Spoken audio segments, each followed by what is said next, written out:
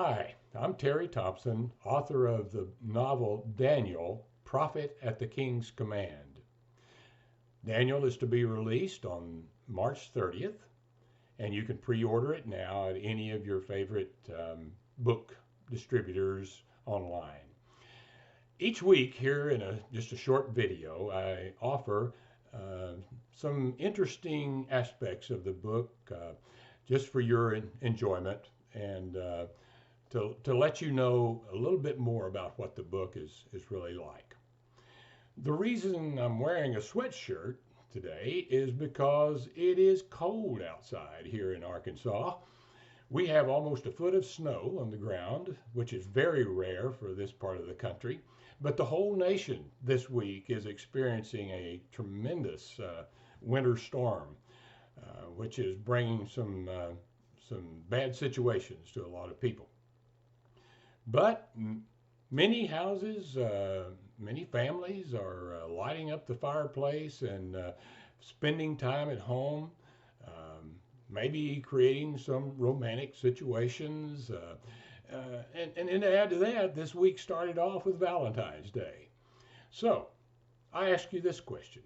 Have you ever read a novel that didn't have some kind of romantic plot in it or some kind of tension between the sexes? Well, my novel is different, but not completely different. Okay?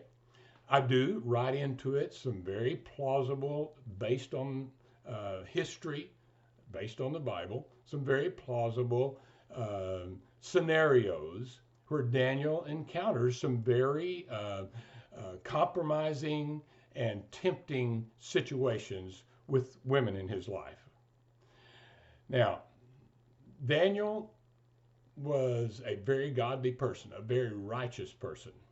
In fact, the book of Daniel is one of the few characterizations of people in the Bible that doesn't bring out any dirt on the character. It's just as almost it's almost like Daniel is next to Jesus in his deportment, in his righteousness. Now, he wasn't perfect like Jesus. He was tempted, as we all are, and I bring out some of this in this novel.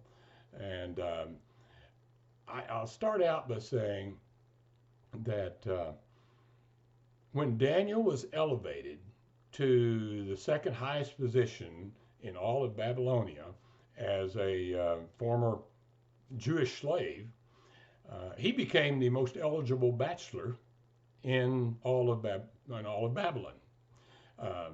He was a handsome man, a very physically fit man. How do we know this? Well, in the first chapter, before you get into the first few verses of the book of Daniel, Nebuchadnezzar has attacked Jerusalem and orders that all the, or at least some of the most handsome, most well-built, smartest teenagers in all of Jerusalem be rounded up to be taken to serve his kingdom in Babylon. Now, that means that when he was in the number 2 position of government, he was a very handsome, very, very tempting male in that city for all the women in that area. Okay?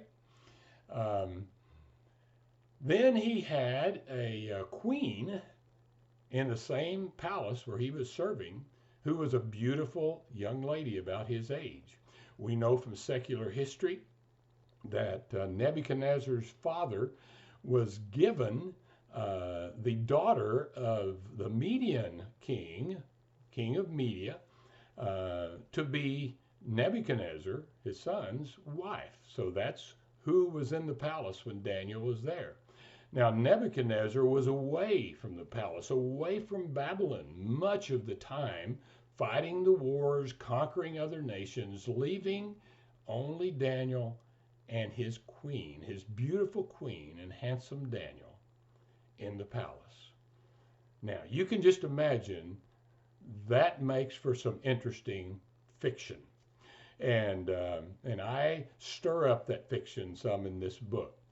Um, I must say now that there is nothing sexually explicit in my book, no bad language. This book is written in a way that will honor and glorify God, and uh, and so you don't need to be concerned about that. But I do roll into the story certain times, several times in the book, when Daniel is confronted with a very real temptation from Nebuchadnezzar's beautiful queen, later on, even from Nebuchadnezzar's daughter.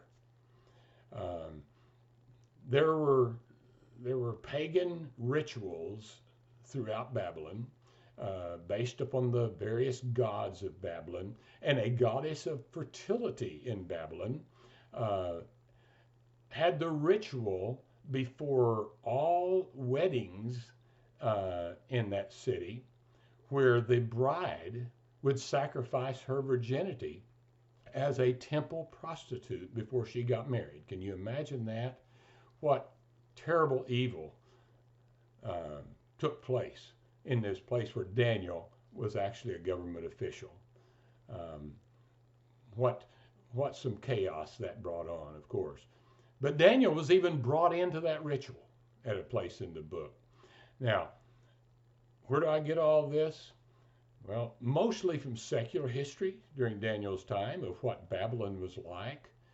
And it makes it even more amazing that Daniel stayed true to his devotion to Yahweh God during this time.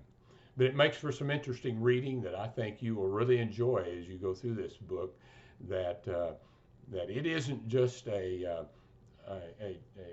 story about Daniel as told only in the Bible. It is a story very expanded on that, based upon secular history and based upon a lot of imagination. I think you're going to enjoy it. So if you haven't purchased it yet uh, in pre-purchase, you could do so, as I alluded to earlier, on my website. You can find the links to that. You can go to any of your online booksellers. It's available now. You can buy it now. There are advantages to that. Do yourself a favor and me a favor, as I've explained in some previous um, videos, as to why this would be to your advantage to do. So if you're going to buy it anyway, I urge you to go ahead and do it now in pre-purchase. It helps you and it helps me. So thank you for joining me again for a once a week meeting, just to give you a little bit of a sneak preview each week into this novel, Daniel, Prophet at the King's Command.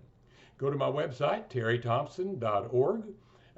There's a neat trailer there on the book too, if you haven't seen that I think you would enjoy. Just a 1-minute short trailer video that is really well done. I think you will enjoy it too.